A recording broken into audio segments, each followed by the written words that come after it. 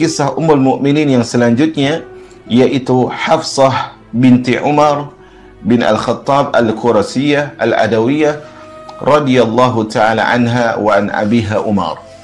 Kaum muslimin, kaum muslimat yang dirahmati oleh Allah Rabbul Alamin, kisah tentang Ummul Mukminin Hafsah radhiyallahu ta'ala anha tidak sepanjang kisah dari Khadijah radhiyallahu ta'ala anha yang dimuatkan oleh ulama, dan tidak sepanjang kisah dari Aisyah radhiyallahu ta'ala anha. Karenanya di pertemuan yang singkat ini, yang mungkin hanya satu pertemuan ini, marilah kita mengambil ibrah dan pelajaran, khususnya para muslimat dan khususnya para istri, dari pelajaran kehidupan Hafsah binti Umar radhiyallahu ta'ala anha. Jamaah yang dirahmati oleh Allah tabaraka wa ta'ala, Ummul Mukminin Hafsah binti Umar radhiyallahu ta'ala anha adalah seorang wanita yang istimewa. Sebelum kita membahas tentang istimewanya dia bersama Nabi sallallahu alaihi wasallam, marilah kita lihat siapa saja yang berada di sisi Ummul Mukminin Hafsah binti Umar radhiyallahu ta'ala anhuma. Ayah beliau adalah Faruqul Ummah atau Al-Faruqul Akbar, yaitu Umar bin Al-Khattab radhiyallahu ta'ala anhu. Seorang lelaki yang ayah beliau luar biasa. Ayah beliau adalah Umar bin Khattab, Faruq hadhil ummah, yang keislamannya membawa banyak kemenangan untuk Islam, dan hijrahnya membawa banyak pertolongan untuk Islam, dan kepemimpinannya adalah kepemimpinan yang sangat adil. Dia adalah seorang yang dikatakan oleh Nabi sallallahu alaihi wasallam, sebagaimana hadis yang diriwayatkan oleh Imam Ahmad, Tirmidzi dan yang lainnya, dan hadisnya sahih. Kata Rasulullah sallallahu alaihi wasallam, "Innallaha ja'ala al-haqqa ala qalbi wa lisani Umar."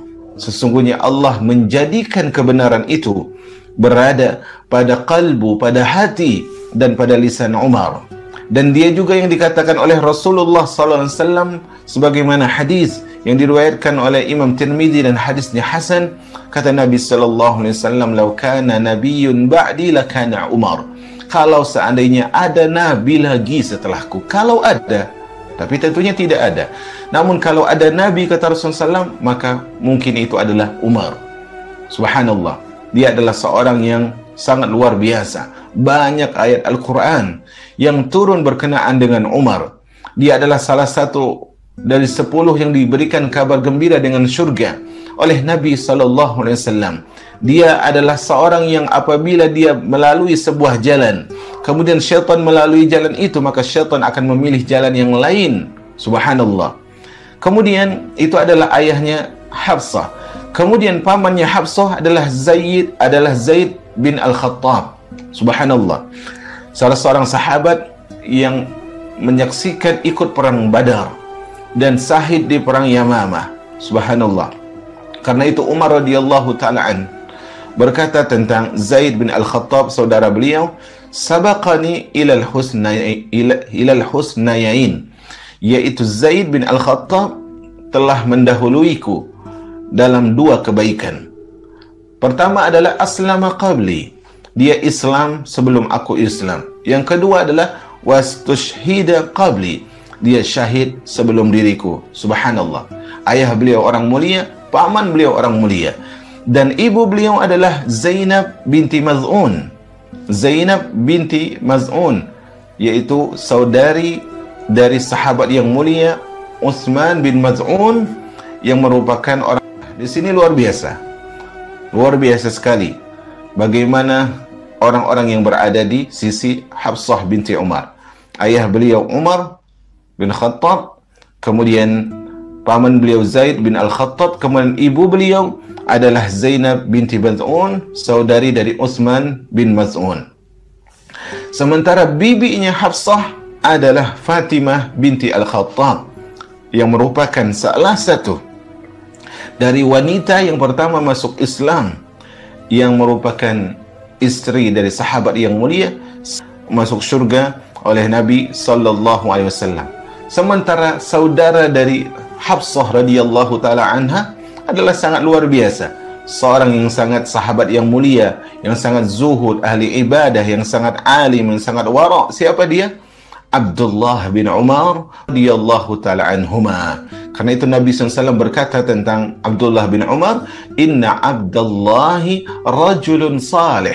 Sesungguhnya Abdullah adalah seorang, yaitu Abdullah bin Umar adalah seorang hamba yang salih. Karena itu juga Aisyah berkata tentang Abdullah bin Umar, ma ra'aitu ahadan alzama lil amri al-awwal min ibni Umar.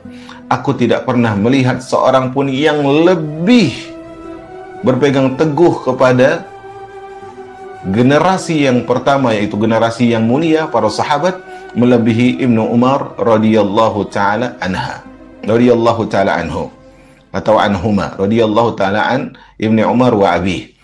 Nah, ini luar Allah. Sehingga kalau kita lihat juga banyak dari keluarga Hafsah itu yang masuk, yang menyaksikan perang Badar. Ayah beliau Umar bin Khattab ikut perang Badar. Paman beliau Zaid ikut perang Badar. Bahkan suami beliau yang pertama yaitu Hunais juga ikut perang Badar. Kemudian Utsman dan juga Abdullah dan juga Qudamah anak dari Maz'un itu juga ikut perang Badar. Kemudian tentunya jemaah yang dirahmati oleh Allah tabaraka wa taala, Sa'ib bin Utsman bin Maz'un anak Hafsah binti Umar ini adalah seorang yang dikelilingi oleh orang yang luar biasa, sebagaimana Aisyah radhiyallahu taala anha. Nah, jemaah yang dirahmati oleh Allah tabaraka wa taala, tadi kita sebutkan ayah beliau adalah Umar bin Al-Khattab radhiyallahu taala anhuma. Sedangkan ibu beliau adalah Zainab binti Mas'un bin Habib bin Wahab bin Huzafah bin Jumah. Dan ini adalah keluarga yang sangat luar biasa, keluarga yang beriman kepada Allah Rabb. Lihat ya, kalau kita lihat, kalau kita buka buku-buku sejarah ya, kalau kita buka buku-buku sejarah, maka kita dapatkan bahwa Hafsah binti Umar radhiyallahu taala anha, Hafsah binti Umar radhiyallahu taala anhuma, ini lahir 5 tahun sebelum Nabi sallallahu alaihi wasallam diutus menjadi nabi. Ya, sebelum Nabi SAW diutus menjadi nabi. Hafsah binti Umar radhiyallahu taala anhuma ya, diutus, dilahirkan, Hafsah binti Umar dilahirkan sebelum Nabi SAW diutus menjadi nabi dengan jarak 5 tahun. Yaitu ketika proses di tahun yang sama ketika orang-orang Quraisy berusaha untuk membenarkan Ka'bah yang roboh. Yang mana saat itu Nabi SAW menjadi penengah di antara mereka ketika mereka berselisih dalam peletakan Hajar Aswad. Ketika mereka berselisih dalam peletakan Hajar Aswad, di tahun itulah Ummul Mukminin Hafsah binti sendiri masuk Islam itu bersama suaminya. Suami beliau adalah salah seorang yang masuk Islam, yaitu suami beliau adalah Hunais bin Huzafah bin Qais bin Adi bin Sa'ad bin Saham As-Sahmi, yang merupakan saudara dari Abdullah bin Huzafah, yang mana dia termasuk di antara mereka lebih dahulu masuk Islam. Mereka berhijrah ke Habasyah sebelum berhijrah ke Madinah. Nah, jemaah yang dirahmati oleh Allah tabaraka wa taala, Hafsah istri dari Hunais bin Huzafah As-Sahmi radhiyallahu taala adalah seorang yang beriman kepada Nabi SAW di masa awal-awal Islam. Sehingga ketika mereka mendapatkan penindasan, siksaan, cobaan dari orang-orang kafir Quraisy, maka mereka ikut hijrah ke Habasyah, kemudian hijrah ke Madinah setelah diizinkan oleh Allah tabaraka wa taala. Nah, jamaah yang dirahmati oleh Allah tabaraka wa taala, sebelum menikah dengan, sebagaimana kita singgung tadi, sebelum menikahi oleh Hunais bin Huzafah ya, sebelum pernikahan Hafsah dengan Rasulullah SAW, Hafsah dinikahi oleh Khunais bin Hudzafah As-Sahmi radhiyallahu taala anhuma. Dan adalah pernikahan Hafsah dengan Khunais adalah pernikahan yang sangat usia muda, pernikahan yang usia muda. Karena itu jamaah yang dirahmati oleh Allah tabaraka wa taala, nanti ketika wafat Khunais bin Hudzafah As-Sahmi radhiyallahu taala anhu, maka Hafsah binti Umar pun dalam usia yang sangat muda. Dan ketika itu pasangan suami istri ini untuk menyelamatkan agama mereka berhijrah. Demikianlah seorang muslim, demikianlah seorang muslimah. Di dalam hidupnya dia harus berusaha menyelamatkan agamanya jauh lebih besar daripada dia berusaha untuk menyelamatkan hartanya. Karena harta yang paling berharga bagi seorang hamba adalah agamanya. Harta yang paling berharga bagi seorang hamba adalah agamanya. Kita lihat Hafsah Hudzafah radhiyallahu taala anhuma berhijrah, berlari menuju Allah azza wa jalla, berhijrah bersama sahabat-sahabat yang lain, membawa agama mereka untuk menyelamatkan agama mereka. Mereka berhijrah ke Habasyah setelah Nabi SAW mengatakan di sana ada seorang raja yang tidak dizalimi seorang pun di sisinya. Kemudian setelah itu mereka kembali ke Mekah, dan tatkala mereka masih mendapatkan siksaan, mendapatkan azab, mendapatkan hal yang buruk dari orang-orang kafir Quraisy, beliau Hafsah binti Umar berhijrah ke Yathrib. Saat itu nama Madinah adalah Yathrib. Setelah diizinkan oleh Allah tabaraka wa ta'ala, atau Rasulullah mendapat izin dari Allah untuk memerintahkan sahabatnya hijrah ke Madinah. Nah, di sanalah di Madinah tinggallah sepasang kekasih ini, Khunais bin Hudzafah dan Hafsah binti Umar radhiyallahu taala anhuma. Mereka tinggal di sisi kaum muslimin Al-Ansar. Di sana kebahagiaan mereka di Madinah. Hafsah dan suami beliau yaitu Khunais bin Hudzafah tinggal di sisi orang-orang Ansar. Di sana mereka dapatkan kebahagiaan. Bagaimana tidak? Karena kebahagiaan seorang mukmin, kebahagiaan seorang mukminah adalah ketika dia hidup di lingkungan di lingkungan yang baik, di lingkungan yang dengan ini adalah lingkungan yang luar biasa. Ketika mereka hijrah di Madinah, lingkungan mendukung mereka untuk mengamalkan Islam. Maka seorang berusaha untuk mencari lingkungan terbaik, untuk memotivasi dirinya lebih dekat kepada Allah dan lebih mencintai Allah dan Rasulnya alaihi salatu wassalam. Tetapi jemaah yang dirahmati oleh Allah tabaraka wa ta'ala, orang-orang Quraisy terus berusaha untuk memberikan penekanan kepada kaum muslimin. Bahkan ketika kaum muslimin sudah berhijrah ke Madinah, mereka masih berusaha untuk memerangi kaum muslimin, sehingga terjadilah perang Badar yang awalnya kaum muslimin tidak ingin berperang tetapi berusaha untuk mencegah kafilah dagang orang Quraisy untuk mengambil hak mereka. Tetapi ternyata terjadi perperangan, dan subhanallah azza wa jal, wafatlah, syahidlah suami dari Hafsah binti Umar yaitu Khunais bin Hudzafah pada perang Badar ini. Terjadilah perpisahan yang memilukan hati. Bagaimana tidak? Seorang suami, seorang istri ditinggalkan suaminya. Ditinggalkan bukan untuk pergi beberapa hari, ditinggalkan bukan untuk pergi beberapa bulan, tetapi dia pergi bagi seorang hamba. Bagaimana tidak pedih? Sementara saat itu juga usianya masih remaja, 18 tahun usianya, dia ditinggal wafat oleh suaminya, Khunais bin Hudzafah radhiyallahu taala anhu. Subhanallah, seorang yang sangat remaja ditinggal wafat suaminya. Kalut begitu menyelimuti hati. Kegelisahan, kesedihan tentunya menemani kalbu. Tetapi itu bukan teman yang baik, karena kesedihan itu tidak ingin didapatkan oleh siapapun. Nah, jamaah yang dirahmati oleh Allah tabaraka wa ta'ala, melihat situasi putrinya yang masih remaja, usia 18 tahun, menjanda, ditinggal wafat oleh suaminya, maka hal itu juga membuat hati Umar bin Khattab radhiyallahu taala anhu menjadi berduka. Melihat putrinya dililit oleh kesedihan, melihat putrinya dipagari oleh duka dan lara. Bagaimana tidak, masa gadisnya ditemani oleh status sebagai seorang janda, yang itu adalah usia remaja ini ditemani oleh status janda, yang itu inisiatif. Subhanallah, Umar berinisiatif. Itu tadi contoh adalah bagaimana orang tua harus perhatikan anak-anaknya. Orang tua harus perhatikan kapan anaknya bahagia, kapan anaknya sedih. Berusaha dia untuk memberikan bahagia kepada anaknya. Apalah lagi anaknya adalah seorang wanita yang butuh untuk diberikan pendamping terbaik.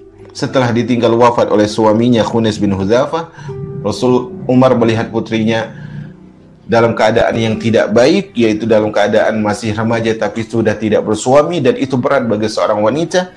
Maka Umar radhiyallahu taala anha merasa sakit dengan keadaan itu. Maka dia berusaha berpikir, bagaimana kalau aku carikan suami yang baik buat putriku Hafsah. Subhanallah.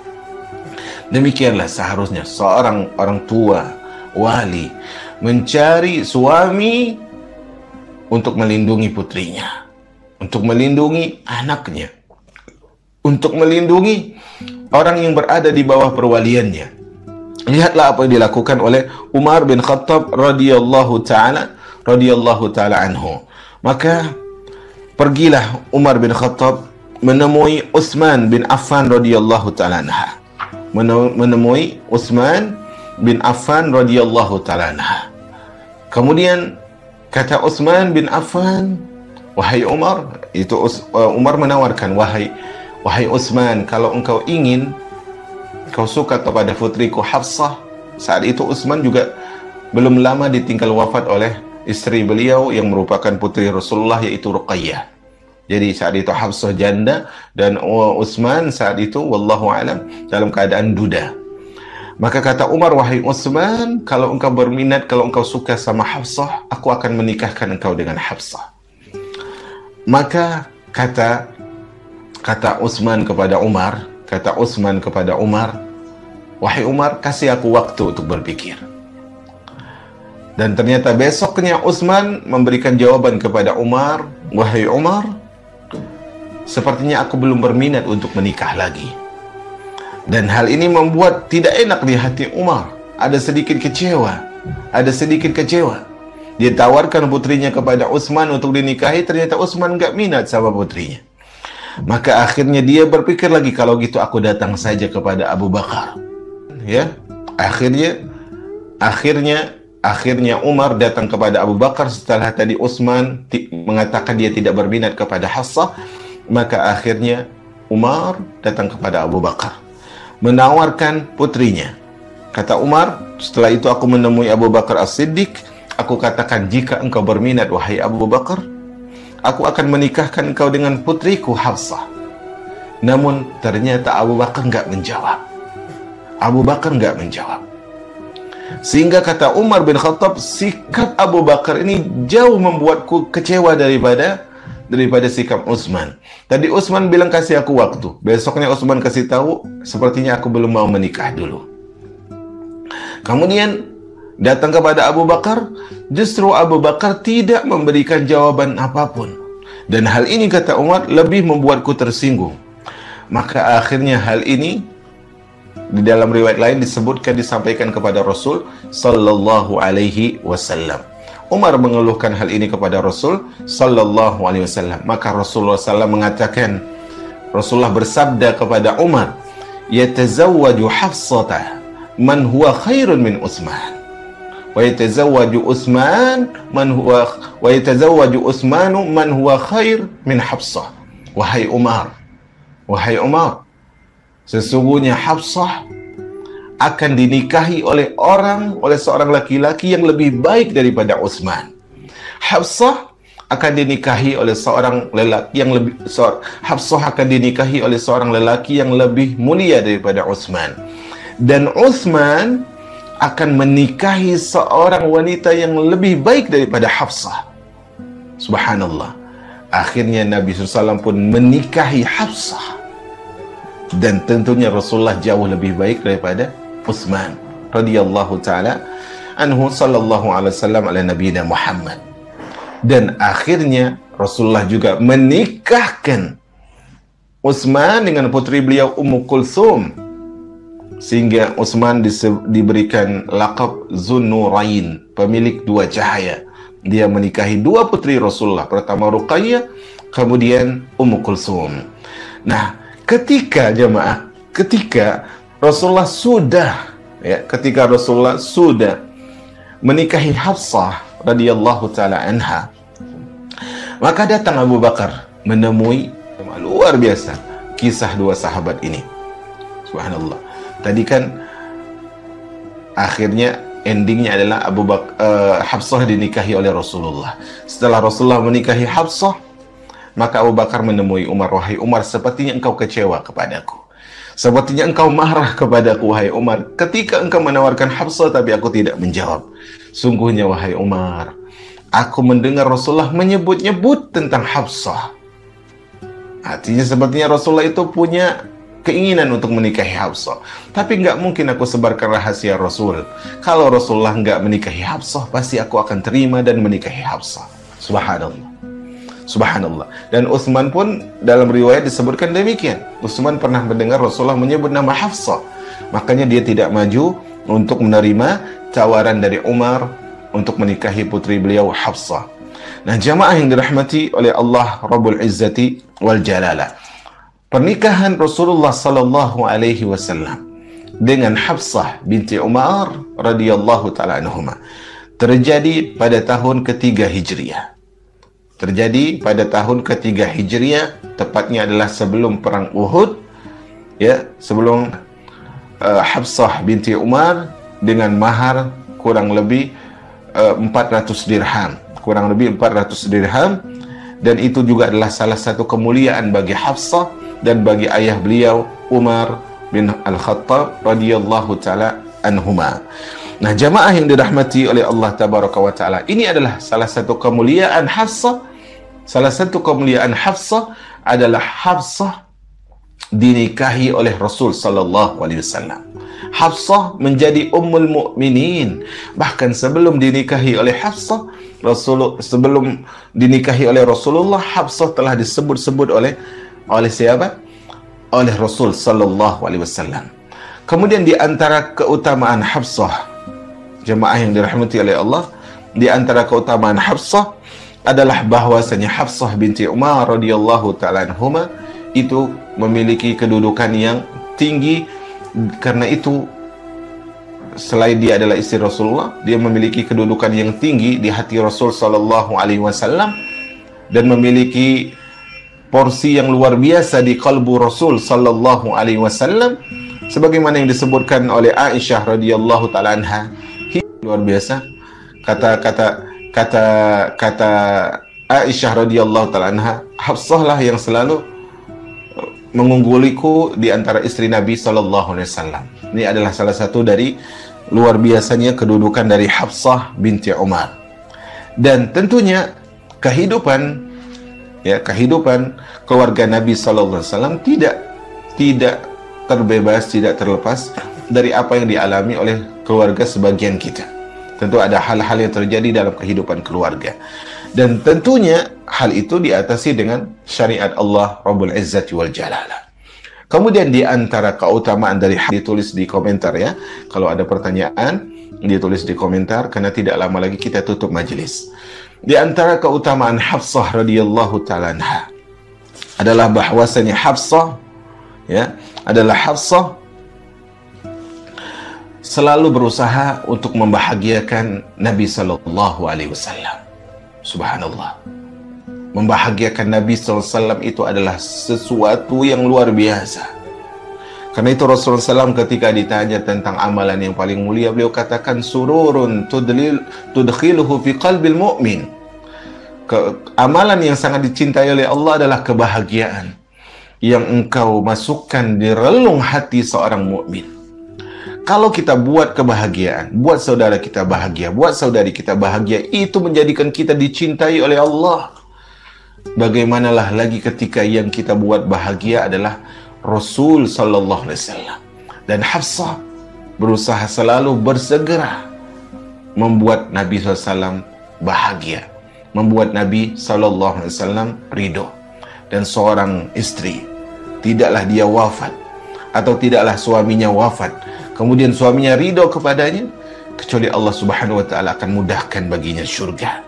Dan itulah sifat di antara sifat Hafsah binti Umar radhiyallahu ta'ala anha. Ya, jamaah yang dirahmati oleh Allah tabaraka wa taala, kehidupan Ummul Mukminin Hafsah binti Umar radhiyallahu ta'ala anha bersama Nabi sallallahu alaihi wasallam adalah kehidupan yang dipenuhi dengan hari-hari yang begitu wangi, penuh dengan kasturi, penuh dengan ketaatan kepada Allah, penuh dengan cinta kepada Allah dan Rasulnya sallallahu alaihi wasallam, penuh dengan ilmu, penuh dengan fikih. Kenapa demikian? Ummul Mukminin Hafsah radhiyallahu taala anhuma selalu berusaha untuk berlomba bersama istri-istri Nabi SAW yang lain untuk menggapai ridho Rasulullah sallallahu alaihi wasallam. Bukankah Rasulullah bersabda, "La yu'minu ahadukum hatta akuna ahabba ilaihi min walidihi wa waladihi wan nasi ajmain." Tidak baik iman kalian, gak bagus, tidak sempurna iman kalian sampai aku lebih kalian cintai melebihi orang tua kalian, anak kalian, dan juga saudara-saudara kalian dan manusia yang lain, bahkan melebihi diri sendiri. Subhanallah. Dan hal itu telah dibuktikan oleh Hafsah binti Umar bin Al-Khattab radhiyallahu ta'ala anhuma. Nah, jamaah yang dirahmati oleh Allah tabaraka wa ta'ala, di antara keutamaan Hafsah radhiyallahu ta'ala anha adalah bahwasanya Hafsah adalah seorang wanita yang sangat rajin salat sunnah dan puasa sunnah. Selain puasa dan salat wajib, selain salat fardu dan puasa wajib, salat sunnah. Itu disebutkan oleh Jibril kepada Nabi SAW, innaha sawwamah wa qawwamah. Sesungguhnya Hafsah itu adalah seorang wanita yang rajin puasa, seorang wanita yang rajin salat. Itu di antara keutamaan Hafsah. Maka hal ini ketika seorang mukminah ingin meniru seorang wanita, tirulah istri Nabi SAW. Di antaranya adalah Hafsah. Dan di antara kemuliaan Hafsah adalah bahwasanya Nabi SAW diberitahukan langsung oleh Jibril bahwa Nabi SAW diberikan tahu langsung oleh Jibril bahwasanya Hafsah adalah istri Nabi di surga. Nah, jemaah yang dirahmati oleh Allah tabaraka wa ta'ala, di suatu hari di antara hari-hari kehidupan Nabi SAW, ya, biasa kehidupan keluarga terjadi perselisihan, terjadi percekcokan, ya, sehingga disebutkan bahwasanya diriwayatkan ya bahwasanya Nabi SAW tersebar berita bahwa Nabi SAW menceraikan istrinya Hafsah. Terdengar kabar bahwasanya Nabi SAW menceraikan istrinya Hafsah. Yang keduanya adalah putra dari Maz'un, datang masuk menemui Hafsah. Ketika itu jemaah yang dirahmati oleh Allah tabaraka wa ta'ala, tidak lama setelah itu datanglah Rasulullah sallallahu alaihi wasallam. Kata Nabi SAW, Jibril datang kepadaku. Qala li Jibril. Saat itu sama Hafsah ada dua paman beliau, kemudian Rasulullah datang. Kata Rasulullah, qala li Jibril. Jibril menyampaikan kepadaku, raji Hafsah, rujuklah kepada Hafsah. Fa innaha sawwamah qawwamah. Karena sesungguhnya Hafsah adalah wanita yang ahli ibadah, yang suka puasa, yang gemar melakukan salat. Wa innaha zaujatuka fil jannah. Dan bahwasanya Hafsah adalah istrimu juga nanti di surga. Subhanallah, dapat lafaz langsung, keterangan lafaz langsung. Istri Nabi di dunia, istri Nabi di surga. Tetapi ini adalah lafaz langsung yang menunjukkan kedudukan Hafsah luar biasa. Diriwayatkan juga dari Ammar bin Yasir radhiyallahu taala anhuma, dia berkata bahwa Rasulullah sallallahu alaihi wasallam bermaksud menceraikan Hafsah. Rasulullah berniat untuk menceraikan Hafsah. Lafaz pertama tadi disebutkan Rasulullah telah menceraikan Hafsah. Lafaz kedua ini disebutkan Rasulullah ingin menceraikan Hafsah. Maka Jibril pun datang menemui Nabi, karena dia adalah wanita yang suka berpuasa, senantiasa mengerjakan salat, dan dia adalah istrimu di dunia dan dia adalah istrimu di surga. Maka kedua riwayat ini seperti bertentangan. Yang ini bilang sudah menceraikan, yang ini bilang bermaksud menceraikan. Maka hal ini bisa kita kompromikan, bisa kita satukan, yaitu sebagaimana disebutkan oleh Al-Imam At-Tabari rahimahullahu ta'ala, maksud menceraikan Hafsah, kedua hadis ini kata beliau itu bisa disatukan, yaitu Nabi SAW bermaksud menceraikan Hafsah hingga Hafsah dan orang lain mengira beliau menceraikan. Jadi pertama itu Rasulullah bermaksud ingin menceraikan, tapi menurut Hafsah dan orang lain Rasulullah sudah menceraikan. Setelah itu beliau diperintahkan untuk meninggalkan Hafsah, sehingga dikiranya beliau diperintahkan untuk rujuk. Sehingga dari Rasulullah meninggalkan Hafsah, dikiranya itu udah cerai, kemudian diperintahkan untuk rujuk. Atau mungkin ya Nabi SAW menceraikan Hafsah, memang sudah menceraikan Hafsah, tapi kemudian rujuk karena talaknya adalah talak yang raj'i. Wallahu alam bissawab. Yang sangat berilmu, sangat faqih. Karena itu wahai ummahat, wahai muslimat, wahai saudariku, semoga Allah memuliakan Anda dan memberkahi Anda dimanapun berada. Jadilah seorang wanita yang berilmu. Jadilah seorang wanita yang mengerti agama Allah. Jadilah seorang wanita yang rajin belajar, rajin untuk membaca, rajin untuk hadir di majelis ilmu, rajin untuk menuntut ilmu, agar paham tentang agama Allah, agar perasaan Anda bisa dikontrol dengan ilmu, agar amarah dan emosi dan kecemburuan Anda bisa diawasi oleh ilmu. Hafsah binti Umar adalah seorang yang sangat berilmu. Ya, kita mengetahui bahwasanya dia adalah seorang yang sangat mengerti tentang sunnah Nabi Sallallahu Alaihi Wasallam, seorang yang memiliki fikih yang luar biasa, dan seorang wanita yang bertakwa kepada Allah Azza wa Jalla.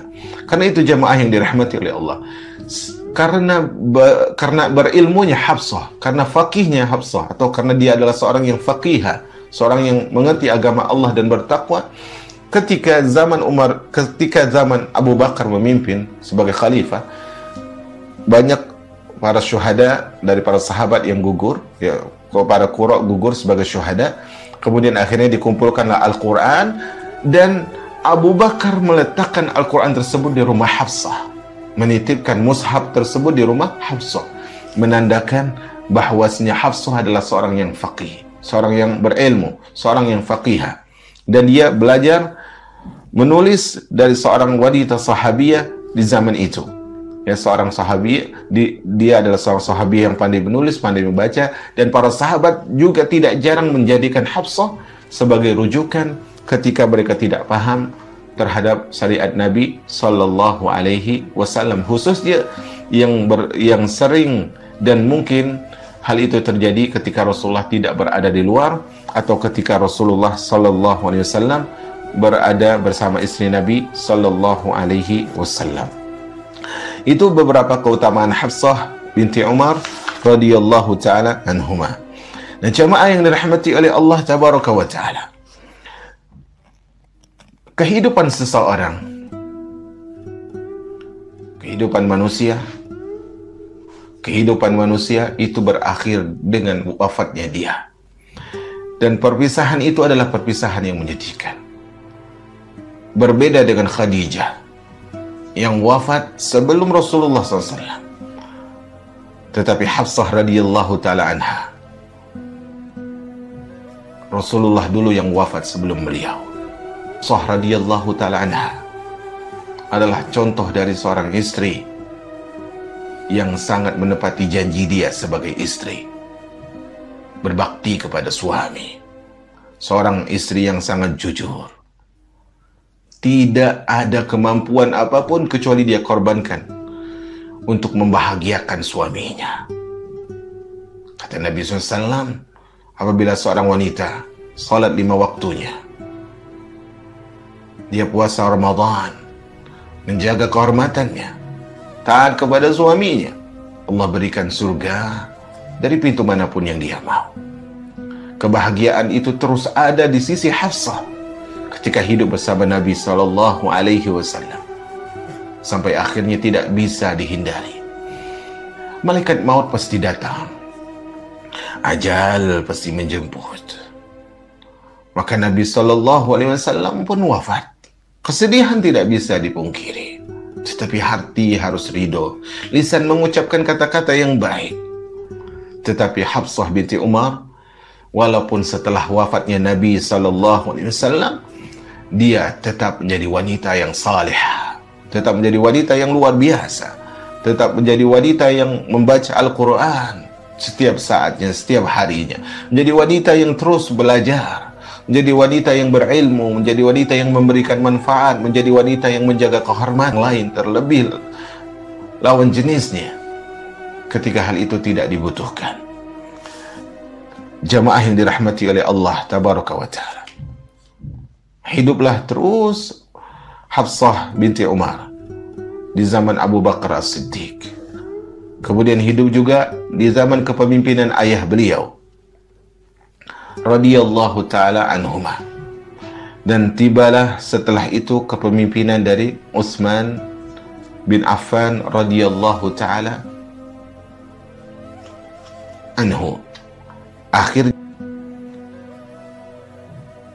sebagaimana suami yang beliau cintai yaitu Rasulullah pergi, maka datang juga waktu untuk pergi bagi Hafsah radhiyallahu ta'ala anha. Pada tahun, para ulama berselisih tentang tahun wafatnya Hafsah. Disebutkan oleh Abu Sa'id dan Al-Mulla bahwa Hafsah itu wafat pada tahun ke-27 pada masa pemerintahan Utsman. Ada yang mengatakan wafat pada tahun 45 Hijriyah di masa kepemimpinan Muawiyah. Ada yang mengatakan pada tahun 41 Hijriyah pada masa pemerintahan Hasan yang saat itu memberikan kepemimpinan kepada Muawiyah. Nah, disebutkan pada sekitar tahun itu, yaitu sekitar tahun 41 Hijriyah, akhirnya Ummul Mukminin radhiyallahu taala anha, Hafsah, merasakan dekatnya ajalnya, bahwa dia akan kembali kepada Allah Rabbul Izzati wal Jalala. Tidaklah berlalu banyak hari dari hari-hari awal dari bulan Sya'ban sebelum memasuki pertengahan bulan, akhirnya Allah mentakdirkan Ummul Mukminin Hafsah wafat, dan semua kita akan wafat. Dan sebaik-baik manusia yang tahu dia akan wafat adalah dia mempersiapkan apa yang bermanfaat bagi dirinya setelah wafat. Kita semua akan wafat. Kata Jibril kepada Nabi SAW, Ishma syi'ta fa innaka mayitun. Hiduplah sesukamu, tapi kan kau akan mati. Maka orang yang cerdas adalah orang yang tahu dia akan wafat dan dia mempersiapkan bekal untuk wafatnya. Dan Ummul Mukminin Hafsah ketika wafat, tersebar berita wafat beliau di penjuru negeri Madinah. Wafatlah seorang penjaga Al-Quran, Zaujun Nabi SAW, istri Nabi SAW.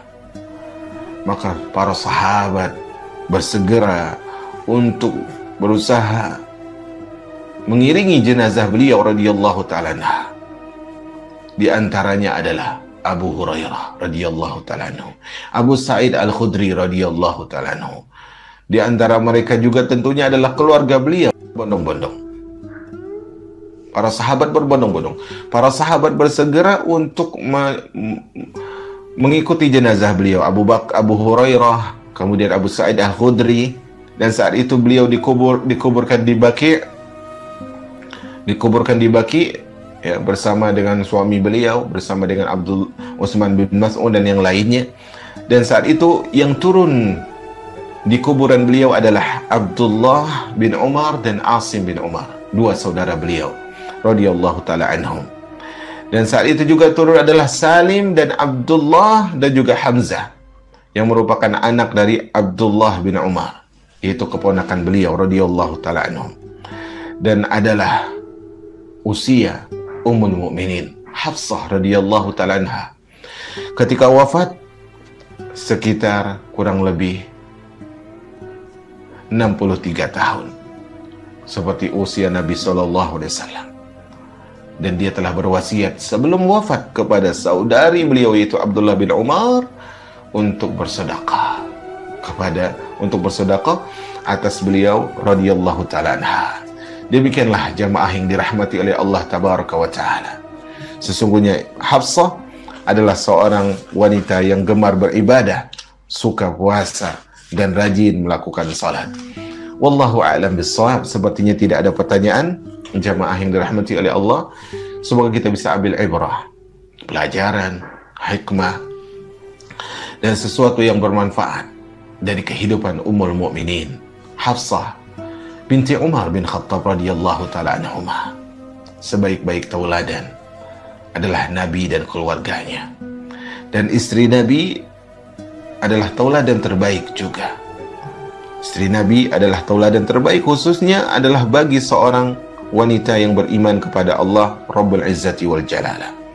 Maka ketika seorang wanita terpukau, merasa luar biasa dengan wanita ini dan wanita itu, maka coba lihat dulu kepada teladan istri-istri Nabi sallallahu alaihi wasallam. Di antaranya adalah Hafsah binti Umar radhiyallahu taala anhuma. Hafsah binti Umar radhiyallahu taala anhuma.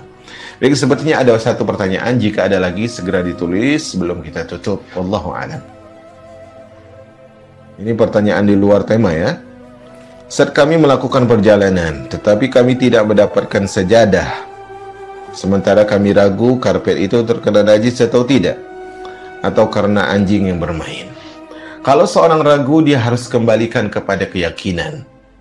Kalau asalnya menurut keyakinan dia, asalnya karpet tersebut tentunya dalam keadaan suci, maka kalau tidak ada hal yang jelas yang menjadikan dia bernajis, maka asalnya suci. Kalau kita dapatkan sesuatu, karpet itu biasanya suci. Orang misalnya dia pergi ke pantai, sepertinya kalau ngomong-ngomong karpet ini kalau di Batam itu biasanya di pantai.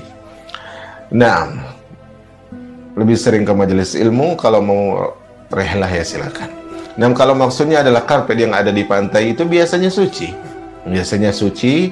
Kalau kita ragu, ya, maka asal dari karpet tersebut adalah suci, dan semoga hal itu adalah demikian. Jadi kalau kita ragu, jemaah, kembali kepada asalnya. Asal ini suci atau tidak? Kalau kita ragu. Kecuali sebelumnya kita sudah tahu ini bernajis, kemudian kita ragu, maka sebelumnya dia najis. Tapi asal karpet, wallahu alam, yang ada di pantai itu biasanya dijaga kebersihannya. Wallahu alam bissawab. Semoga demikian. Subhanakallahumma bihamdika asyhadu an la ilaha illa anta astaghfiruka wa atubu ilaik. Mohon maaf atas segala kekurangan. Assalamualaikum warahmatullahi wabarakatuh.